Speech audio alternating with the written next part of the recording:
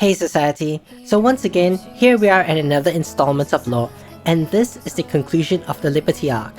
Where we left off was that Lirulu was about to fight the gang for their lives and the destiny of Camellia and Freya. The main lore MV is Arya, however in story mode, the scenes are the same as in the MV, and the characters are speaking from their perspectives, so we will skip the MV and go straight to story mode. However, the animated action sequences are only in the MV, so I'll be showing those as well. Chapter: A Puppet's Goodbye.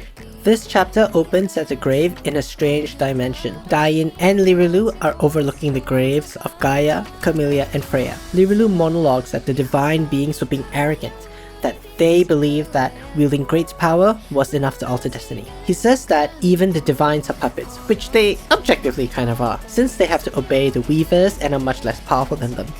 But in the last chapter, Jormungandr granted Lirulu the power to delete children of destiny, being Clear and Fail, and if he wins, he can gift their destinies to Camellia and Freya. If Clear and Fail win, they and Lirulu can keep their lives. So Lirulu is not about to hold back, and Clear still wants to talk it out. Though we are seeing the God of Gods, not sure if backing out is an option at this point. Lirulu does say that all the children of destiny are oblivious to their value and they are always beloved. But some can be with a performer, and others not, and then forgotten, which is clearly seen in the other timelines, such as the zombie timeline, weaponized timeline, where there isn't a performer. However, other timelines do have play, such as the school timeline. So there are multiple plays, but not always a constant like Clear and Fail are. Dain is not always seen in those universes either, especially the apocalyptic ones, but she is present in the school universe as well. Between destiny and waiting in the silence of the end of a universe, Lirulu realizes he can't prevent the end of universes despite his power as a divine demon. But just because Yor says so, he has a chance to change destiny for once, and the fight begins. In the MV, there is an incredible action sequence with a notably different art style. Lirulu opens up by using his thread to attack, Clear rushes forward and is even able to sever a thread, but Fail gets hit and knocked back. Clear goes to check on Fail, and in that moment, Lirulu delivers what would be a fatal blast at them, but Play and Dain come in just in time with the save, very similar to the last minute save Play does against Dain in Extension 5. Dain explains that they could only enter the Weaver's domain with the power of the performer, though the way we got here was Yormi slicing open Lirulu's castle. I'd say it's more like Yormi let us in rather than us breaking in. We ended up here rather than going here. Dain then holds Clear's zombie arm in a very Yuri bait way, and Fail, who was supposed to be injured, just kind of recovers to tease Clear. I understand, Fail. I would wake up from life-threatening injuries for Yuri too.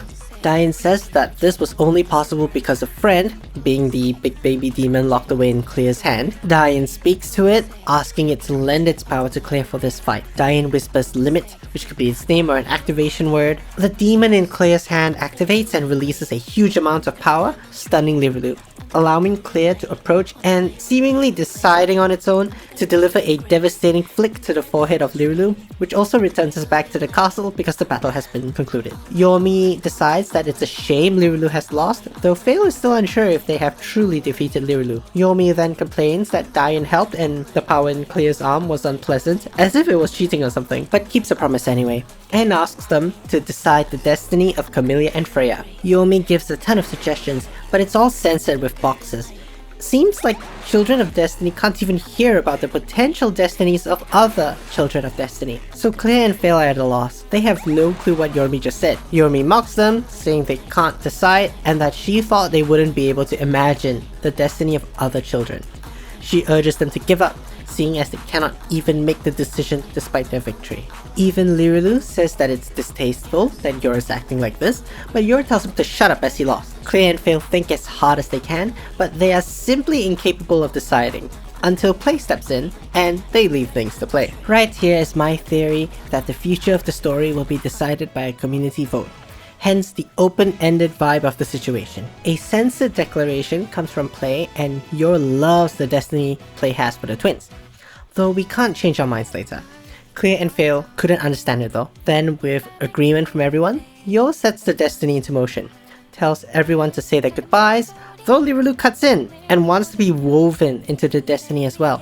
He wants to give up his divine status, to not experience the end of universes, though Yormi complains further still. She wanted Lirilu to be erased and urges the gang to not forgive him. Clear declares that Lirilu should have his destiny tied to Camellia and Freya, and reminds Yor that they had the right to decide since she promised. Though unhappy and pouting, Yor will do as she promises and once again tells everyone to say their goodbyes since their memories will have to be erased. She also has to send the other Clears and Fails back, and they probably will have to have their memories erased too. Though the rules on memory erasure seems to be really lax, since Clear just asks for the gang's memories to not be erased so they can remember Yor, and the consequence of not erasing their memories just seem to be getting nagged at by the other Weavers. Fail just wants to brag about meeting God though. Flattered by Clear and Fail, Yor doesn't erase their memories, but to keep it a secret from other Children of Destiny, Lirilu says he'll take his leave now, and the puppet show across worlds was enjoyable, and that accepting that he was just a puppet in the grand scheme of things was hard to accept. Though he definitely managed to hear about the destiny Clear and Fail wanted for Camellia and Freya, so he's probably happy with that. He says he managed to grasp a little in his hands and has no regrets, as if he didn't cause a lot of trouble for a lot of universes. He says his goodbyes and that his destiny being decided by play brings him peace of mind and asks us to take care of it. My theory right now is that Lirilu will definitely be back, but turned into a girl, which is why there has been a lot of usage of the word she to refer to Lirilu in this and previous story chapter. Clear and Fail say their goodbyes to him, and the chapter ends. However, there is another chapter called Intermission. Yor is back in the realm of the Weavers talking to another Weaver, Fenrir. We only see the back of Fenrir, but Fenrir has long hair that covers their entire back, so we only see that silhouette, but they seem to have a horn or flame that glows above their head. Yormi is excited to see the gang again and is giggling to herself about how they want to remember her, and wonders if it's too soon to meet them again, and if she should read A Flower Fortune. In Japanese, it is written as Hana Uranai, which is the act of fortune telling by plucking the petals of a flower, like the he loves me not game. But in this case, it'll be Yor going I meet them, I don't meet them. So some things might be lost in translation to English, but there is a large Japanese community that plays DJMAX, including a whole JP section in the official Discord. So I do believe that localization to Japan is fairly accurate because of that. Additionally, small tidbit, Yor calls herself Boku, which is a masculine pronoun to refer to yourself in Japanese. So Yor will be called a Bokuko, which refers to a girl who calls themselves with the pronoun Boku. Anyway, Fenrir says it is illogical to rely on such a fortune, showing that Fenrir is much more pragmatic and stoic compared to Yor's incredibly casual and upbeat personality. Yor is surprised that Fenrir is there and tells them to mind their own business. But Fenrir reminds Yor about her mission to eliminate uncontrollable divines and Children of Destiny, which Yor has done neither. Fenrir continues that anything more than that is wasting the strings of destiny. So that brings up another point. Are the strings of destiny a limited resource, or something that takes a long time to recover, or is it tied to the Weaver themselves? But Yor argues that Fenrir has a different role from her to defend her actions. So the question is, what is Fenrir's role? Yor continues saying that change requires hardship, emotion, and shock, and that is what becomes the performer's melody and the strings of destiny. Just like how Monsters Inc., how the children's screams become energy, Yor continues, absolutely lying, that she's not doing this out of personal feelings or wanting to see the Children of Destiny or the performer again so soon, as well as it being within Yor's authority, so Fenrir shouldn't pry. Just then, a new character enters. This character has white feathered angel wings.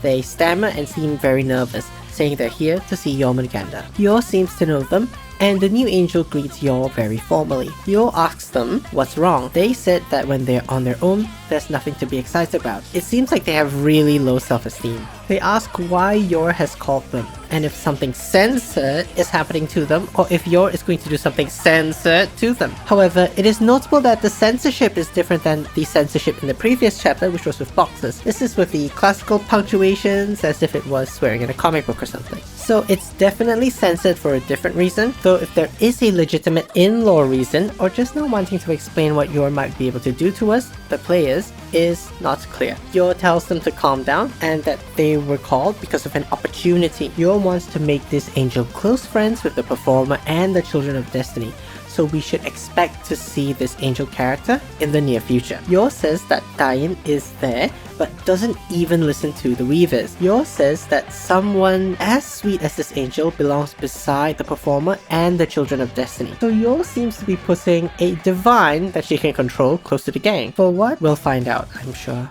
The angel continues being unsure of themselves and is worried it wouldn't work with them. The angel does know about Dayan, and they will recognize each other when the time comes. But they exclaim that Yor is going to grant them something and make them more than they currently are, which is why I think Yor is going to grant this angel authority, and it is part of the process of weaving a destiny. Yor says that she will take care of it, and have this angel reborn as a divine angel and make them someone the Children of Destiny will want to be with. They are still unsure, but Yor eggs them on and assures that she will take care of everything. The angel agrees, saying they want to be loved. The angel greatly admires the Children of Destiny and performer, so it will be done. They will be reborn and loved. Yor says that's what a weaver of life does. It does seem that the process involves turning the angel into a pendant, which has the shape of an O and X, and consuming it. Yor seems excited and says that she must be patient, though Fenrir chimes in, saying that it's a waste of strings of destiny and that this better get results. Yor brushes Fenrir off